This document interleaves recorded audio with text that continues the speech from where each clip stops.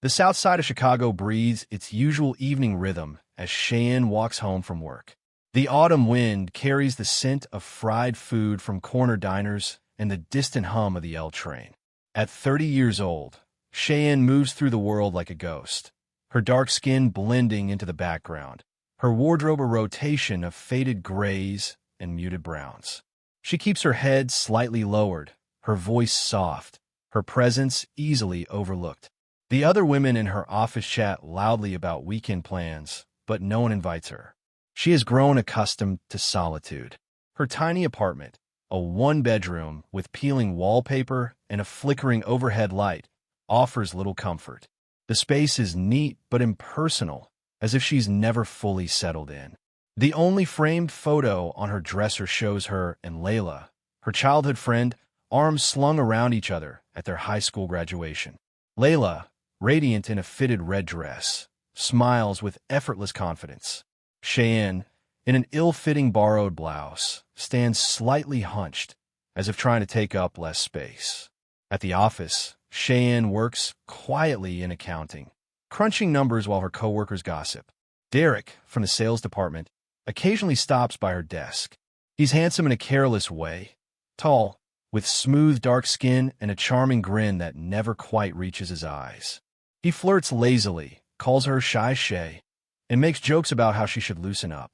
She knows he still lives with his mother, knows he spent his paychecks on new sneakers and bar tabs while complaining about being trapped in his life.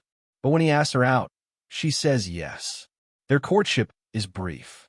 Derek's mother, Mrs. Carter, a sharp-eyed woman with a permanent frown, sizes Shayenne up at their first meeting. "You're too quiet," she says, stirring her sweet tea with a long fingernail. "Men like a woman with spirit." Shayenne apologizes without knowing why. They marry in a courthouse ceremony. Layla, her maid of honor, wears a dress so striking that guests assume she's the bride. Shayenne doesn't mind. She's just grateful someone stood beside her. The reality of marriage settles quickly. Derek quits his job, claiming the office doesn't appreciate him. Shayenne picks up a second shift at a call center to cover the bills. She pays the mortgage on their cramped duplex, makes the payments on Derek's leased Camaro, budgets for groceries while he buys rounds of drinks for friends. Mrs. Carter visits often, her commentary a constant hum in the background. "This kitchen is a mess. You call this dinner? No wonder my son looks miserable." Shayenne cleans harder, cooks better, smiles through the exhaustion. At night, she lies awake, listening to Derek's snores, wondering when her life became this. A series of obligations, a body moving on autopilot. The only bright spot is Layla's occasional visits. She breezes in smelling of expensive perfume, dropping stories of parties and romantic conquests.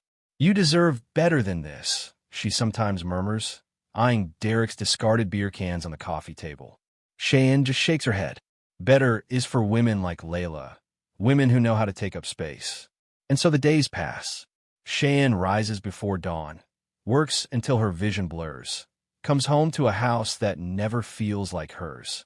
She folds Derek's laundry, endures his mother's jabs, swallows the growing tightness in her chest. She doesn't yet know about the diagnosis waiting for her, doesn't know about the betrayal brewing behind her back, doesn't know that soon everything will change. But for now, she is here, quiet, unseen, a shadow in her own life.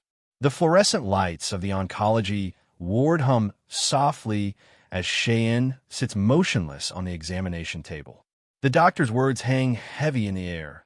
Stage 4, aggressive, months left at best. The walls seem to tilt slightly, the medical chart in her hands blurring. She had ignored the fatigue, the unexplained weight loss, the persistent ache in her ribs. Now it has a name. She tells Derek that evening over a dinner she barely touches. He pauses mid-bite, fork hovering over his plate, then shrugs and reaches for the remote. "Damn, that sucks," he mutters before turning up the volume on the basketball game. No embrace, no questions, just the crunch of chips as he chews. Days pass in a haze of tests and treatments. The hospital becomes a second home. Bleached sheets, beeping machines, the too sweet smell of cafeteria jello. Nurses learn her name, their eyes soft with pity. Derek visits twice, both times complaining about money. "You're killing me with these medical bills," he grumbles, pacing the room in his designer sneakers. He doesn't ask how she feels, doesn't hold her hand when the chemo makes her vomit, just checks his watch and mentions the new PlayStation he can't afford.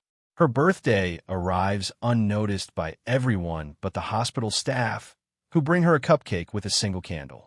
The frosting tastes like wax, but she smiles anyway. That night, against doctor's orders, she signs herself out. The night air stings her lungs as she hails a cab, determined to spend one last evening in her own bed. The apartment door swings open to reveal a scene that stops her cold.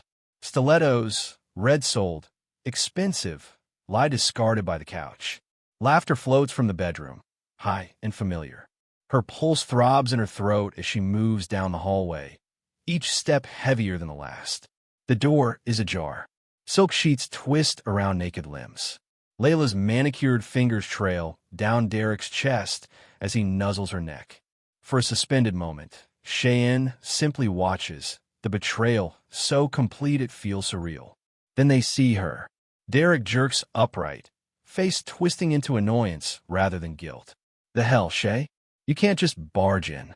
Layla doesn't even bother covering herself, her lips curling into something between a smirk and a sneer. "God, could you be more pathetic?" she sighs, twirling a lock of hair around one finger. Sneaking around like some. Shayenne doesn't hear the rest. The room tunnels. Her knees buckle. A sharp shove between her shoulder blades sends her sprawling. The glass coffee table rushes up to meet her. There's a crack, sharp, final, as her temple connects with the edge. Darkness creeps in at the edges of her vision.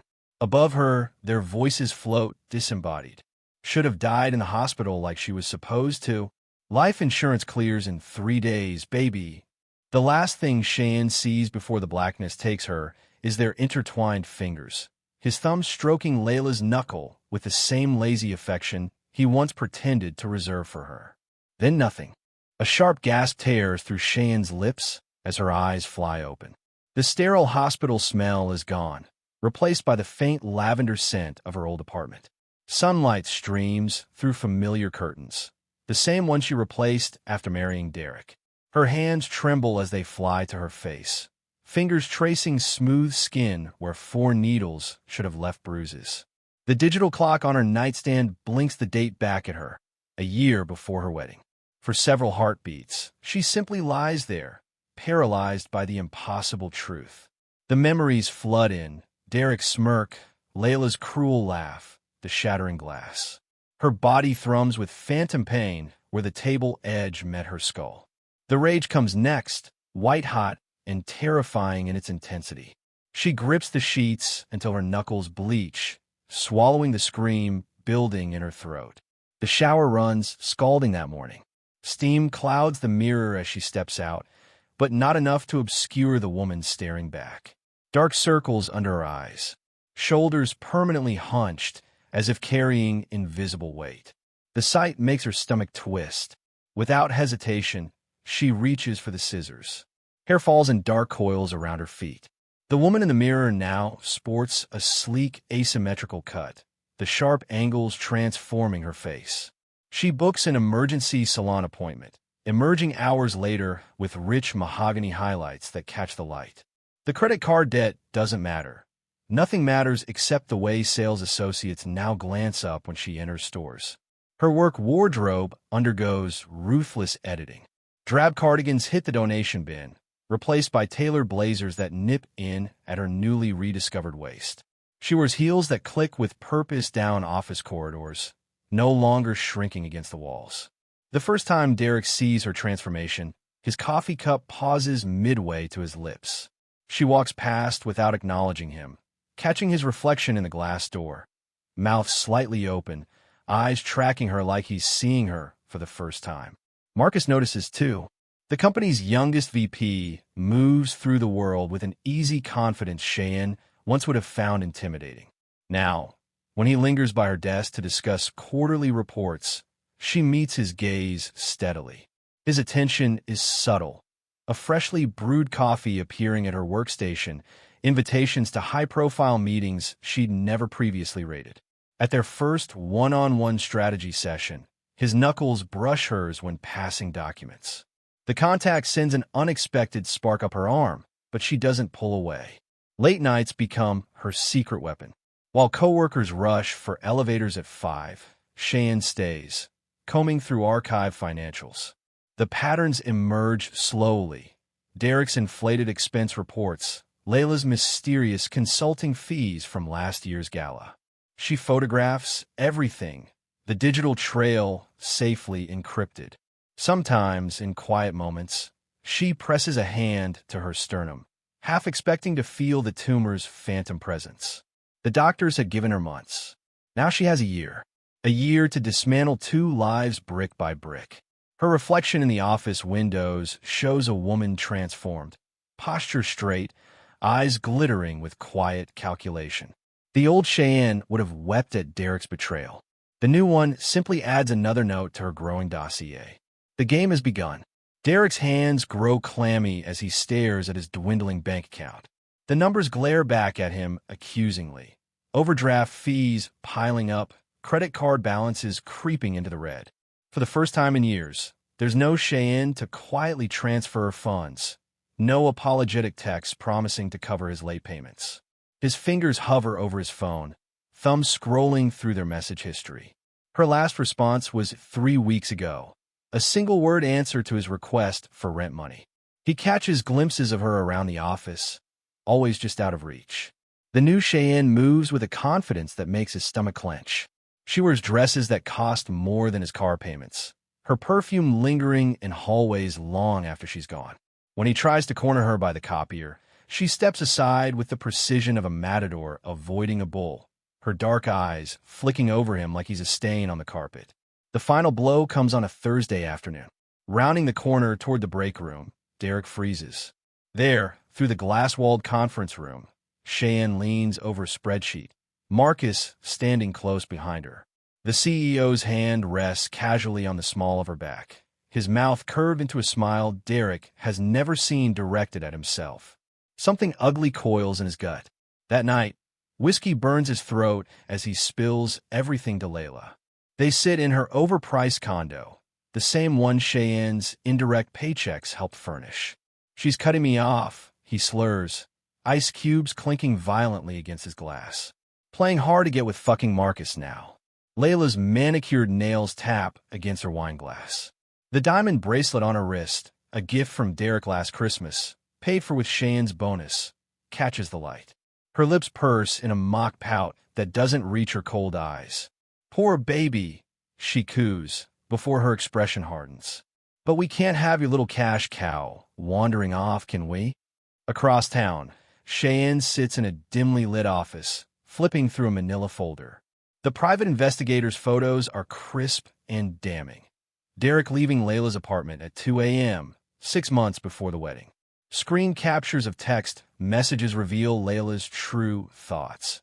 Asterisk, God, Shayenne is so pathetic. Can't believe you have to pretend to like her. Asterisk, there are others. Layla laughing with girls from their high school, all of them sneering at someone just out of frame. Shayenne doesn't need to see the face to know it's hers. The most interesting discovery comes in the form of financial records. Layla's boutique, supposedly thriving, has been bleeding money for years.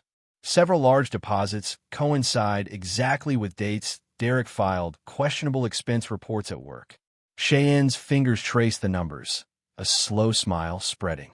She closes the folder and opens her laptop. The security footage from her apartment building loads smoothly. There's Derek, fumbling with his keys at 4 a.m. last Saturday. And there, barely visible in the shadows behind him, Layla's distinctive leopard print heels. The pieces click together with satisfying precision. They've been playing her for fools long before the affair. But now the game has new rules. Shayenne reaches for her phone, pulling up the calendar. The annual corporate gala is in 3 weeks. Marcus has already asked her to attend as his guest. She books a hair appointment and a dress fitting. Then she opens a new banking app, one under a name neither Derek nor Layla would recognize, and transfers another sum into the investigator's retainer. The real performance is just beginning. The morning of the quarterly financial review dawns with an unusual tension in the office air. Shayenne arrives early, her burgundy pencil skirt whispering against her thighs as she walks, the scent of her jasmine perfume leaving a subtle trail. She places a carefully prepared folder on Marcus's desk before anyone else arrives, its contents meticulously organized, the damning evidence against Derek's sandwich between routine audit documents.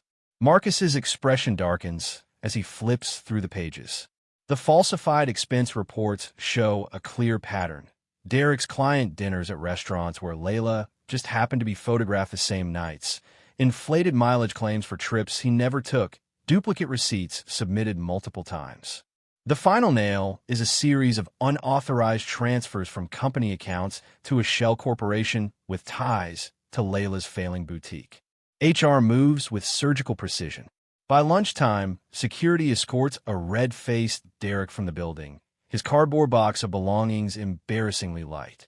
He shouts obscenities at the reception desk, at the HR director, at anyone who will listen, until his eyes lock onto Shayenne watching calmly from the mezzanine. The blood drains from his face when he sees the faint smile playing on her lips. That evening, as downtown Chicago pulses with nightlife, Cheyenne's fingers dance across her laptop keyboard. She uploads the files to a dummy account, tagging every mutual connection she and Layla ever had. The screenshots spread like wildfire.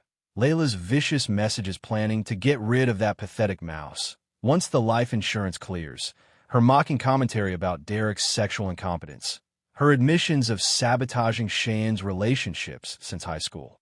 By midnight, Layla's phone explodes with notifications. Instagram comments fill with snake emojis and accusations. Former friends publicly denounce her. The boutique's page floods with one-star reviews from outraged strangers. Shayenne watches it all unfold with detached interest, sipping her chamomile tea as notifications ping like a gentle rain. Marcus finds her on the balcony of her apartment, the city lights twinkling below. He doesn't ask about the day's events, he already knows. Instead, he runs a thumb along her jawline, his touch warm against the cool night air. "Come stay with me," he murmurs, and it's not a question. Shayenne nods, leaning into his hand. The next morning, she walks into the bank with her spine straight. The teller's eyebrows shoot up when she empties the joint account she once shared with Derek. Every last cent legally hers, leaving him responsible for their accumulated debts. The overdrawn balance, the unpaid car loan, the maxed-out credit cards. All is now. As she signs the final withdrawal slip, her phone buzzes with a news alert. Local fashion blogger cancels partnership with disgraced boutique owner. Shayenne pockets her phone and walks out into the sunlight, her heels clicking a steady rhythm against the pavement. Somewhere across town, Derek stares at an eviction notice while Layla screams at him over the phone. Shayenne imagines the sound as she slides into Marcus's waiting car, a sweet symphony of consequences long overdue. The game isn't over yet, but the balance of power has irrevocably shifted. 3 years unfold like pages of a well-written novel, each chapter better than the last. Shayenne wakes each morning in a king-size bed with 1,000 thread-count sheets, sunlight streaming through floor-to-ceiling windows of their Lincoln Park brownstone. The scent of freshly brewed coffee mingles with the floral notes of the garden outside as she pads barefoot across heated marble floors. Her reflection in the master bathroom mirror shows a woman transformed, not just in the designer clothes or the artful highlights framing her face, but in the way she holds herself. Shoulders back, chin level, eyes bright with quiet satisfaction. The scar from her tummy tuck, a gift to herself after pregnancy, gleams faintly under the recessed lighting. Downstairs, Marcus feeds their 2-year-old daughter, Olivia, who giggles as blueberries tumble from her tiny fingers. The sight makes Cheyenne's chest tighten in a way she still isn't accustomed to, this overwhelming, terrifying love. Olivia has Marcus's nose, but her own deep brown eyes, sparkling with mischief already. Her consulting firm occupies the top floor of a downtown high-rise, the glass-walled office offering panoramic views of Lake Michigan. The brass plaque on her door reads Shayenne Montgomery, CO, a name she chose herself, shedding the past like a snake sheds its skin. Her team of 15 respects her in a way no one ever did at her old job. When she speaks, people lean in. One rainy Tuesday, her driver takes an alternate route due to construction. The neighborhood grows increasingly familiar. Cracked sidewalks, sagging porches, the same bodega where she used to buy instant noodles. Then she sees them. Derek struggles with a broken umbrella outside a rundown apartment building, his once chiseled features softened by weight gain and stress. The door flies open, revealing Layla in stained sweatpants, her famous curves hidden under a baggy t-shirt, dark circles under her eyes. She yanks a screaming toddler on her hip while gesturing wildly at Derek. Even through the soundproof car windows, Shayenne can imagine the shrill tone. The light changes. As the town car glides forward, Derek's gaze suddenly meets hers through the rain-streaked window. Recognition flashes across his face, followed by something raw and hungry as he takes in the Mercedes emblem, the diamond studs at her ears, the effortless elegance of a woman who wants for nothing. Shayenne doesn't look away. She lets him see her, really see her, for the first time in years. Then her red lips curve into a slow, knowing smile just as the car accelerates, leaving him standing in the downpour. That night, she watches Olivia splash in the bathtub while Marcus rubs her shoulders. His lips brush the sensitive spot behind her ear. "Happy anniversary, Mrs. Montgomery," he murmurs, sliding a velvet box into her hand. The emerald inside catches the light, green as new beginnings. Across the city, Layla scrubs spaghetti stains from a high chair in a kitchen with peeling linoleum. The baby monitor crackles with another wail. Derek hasn't come home again. Her engagement ring, once so dazzling, leaves a greenish tint on her finger from the cheap metal beneath the plating. Cheyenne's laughter floats through their gourmet kitchen as Marcus nips playfully at her neck. Tomorrow, she'll finalize the acquisition that will triple her company's worth. Next month, they'll vacation in Santorini. But tonight is perfect exactly as it is.